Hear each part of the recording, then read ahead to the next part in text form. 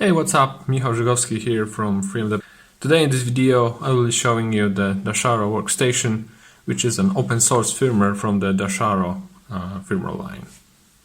So let's get started.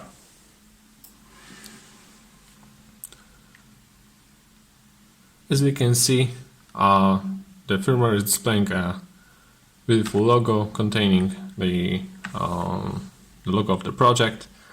I've got the Dell OptiPlex 9010 here, which is a reference platform of the Dasharo Workstation. And I just entered the boot menu selection and start with the basic entry, which is a setup one.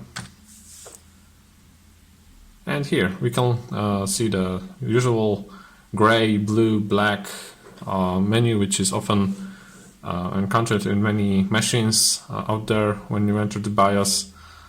And yeah, you may see there are some basic options like the machine name at the header of this front page. You have the processor, the frequency it is running on, the total memory, and the name of the firmware distribution.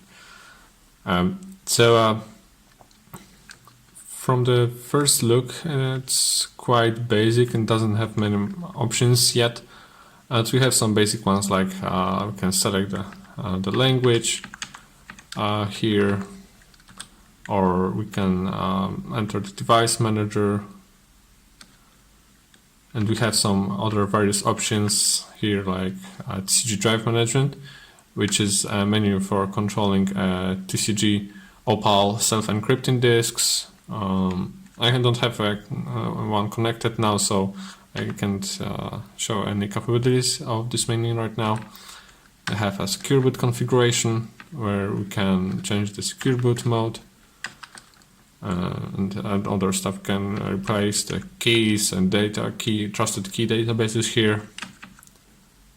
Like for example, we can delete the keg, can enroll a keg from a file, which we can choose the partition where the keg file should be loaded, and etc. etc.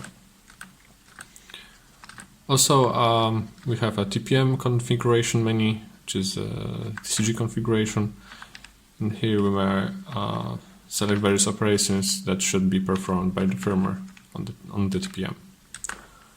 Also, we have a standard HDD security configuration, which is basically a SATA password menu. So we can set, modify, or clear hard disk user and master passwords. And that's basically it. I have two hard disk drives connected to the SATA ports, and I can manipulate the passwords. As you can see, it also shows the status, whether the security password is supported and enabled. The status of the disk, if it is frozen, and whether the user and master passwords are installed already or not.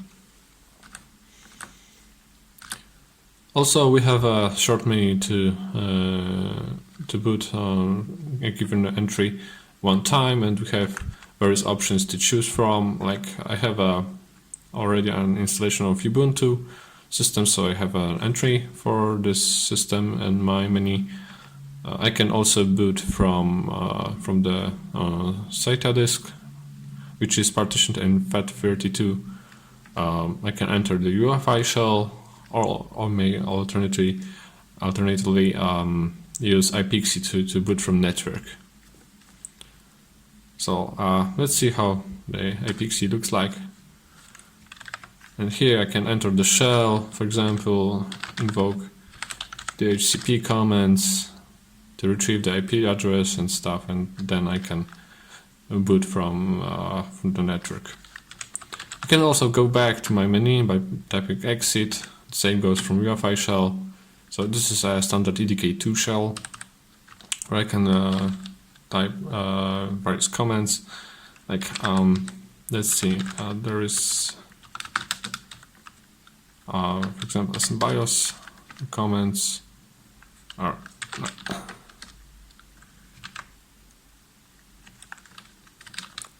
can type help to see the comments. Oh, it's SMBIOS view actually.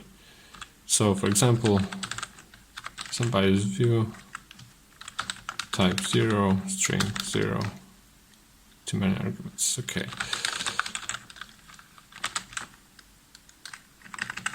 So we may see how this looks like.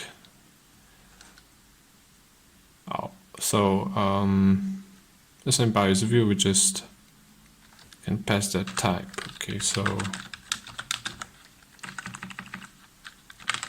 quick demonstration. Oh, there's a display. So this is this is the basic structure of a SystemBIOS, and here you can see the table and the fields of SystemBIOS type 0. Yeah, of course, we can go back again to our boot menu, and let's proceed. Yeah, there is also a boot maintenance manager which allows to manage the boot options like this, so we can manage the boot options or driver options, console options, or we can directly boot from a file. So it's basically boot options is basically setting a boot option. For example, you can add one boot option from a file. Let's see what is this now. This is a root partition. This one, yeah. So here we have, for example, the boot partition of my Ubuntu system, where we can, for example, set this file as an option. For example, Ubuntu grab. We can set it as Ubuntu grab, and this shall be saved to our boot order. And here we can see there is a boot option here listed, which I freshly added a moment ago.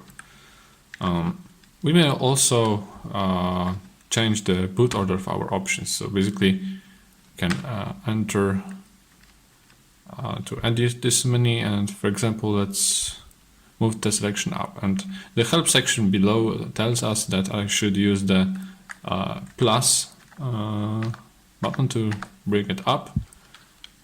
That's okay. I can, and then I shall press enter to complete the entry. So I press enter. The menu shows that the configuration has been changed. So let's commit the changes and leave. And now the one-time boot section shows us Ubuntu grab as a first priority. This, however, does not cover any fixed interfaces. Like I don't have an option to set USB first or SATA first. So whenever a disk is present, the new entry is created automatically. So fixed boot order is not yet supported. Okay, so I have also console options, which I can configure the standard console input and output device. So like the screen is an output device and my keyboard is an input device, but however, Dell OptiPlex has also a serial port, which I can configure as input and output. And how to decipher that. Now, these are the entries for my serial port. And you see there is a UART entry at almost the end of the device path. So these basically are my serial ports. So I have serial port redirection enabled. And I should also see other devices. So these are basically all UARTs, but I can also see the PNP device, which is basically my PS2 port keyboard I am using right now. So it is located at the Super I/O chip on the ISO bridge, which matches the PCI function 1F. Also, analog way I can set the output device, and here I have also my UART device configured, and also I have the PCI device 2, which stands for my internal graphics device, Intel Graphics. Of course, I could disable them, but I will lose, for example, either the serial console or the main output on the keyboard and device. Here I can set the boot next option, which basically tells the UEFI to boot given entry right after reboot. This is only a one-time setting, so basically after a second reboot, there will be booted the entry which is the highest priority. I also can set here the Autoboot Timeout, so that when we see the logo, I can wait much more time when I want to press the escape button or another button to select my boot entry. So let's save now. I also set the boot from file options. So basically we can select a single file that will be booted. For example, here I will try to boot my Ubuntu. So let's boot the grub directly. And yes, here we can see. So let's go back to my menu. And we also have the continue and reset options. The continue option basically proceeds with booting the first priority option, and the reset just basically reboots the platform. So you can reboot it again, and the logo will be displayed, and we see on the bottom there is a progress bar, which is equivalent to 10 seconds, which I have set earlier, and stands for the timeout before I press any button. The F12 button is configured to show the small boot menu, which is equivalent to the list of options which you saw in the one-time boot option. And we see the Ubuntu grub is already there, which we freshly set. So it's persistent after the reset option, is selected. So basically, the boot order configuration is persistent. That also means that the UEFI variables work, and they can be also utilized from the operating system. From the other options, we can see there when the log appears, we have these instructions in the left upper corner of the screen. So basically, an escape button also allows us to enter the setup directly, or enter button just will allow us to boot the first priority option. Yeah, and that would conclude the first overview of the Dasharo firmware, especially on the workstation, my Dell OptiPlex 9010. If you have any questions, feel free to ask under the video in the comments. And what is most important, everything is composed from open source components.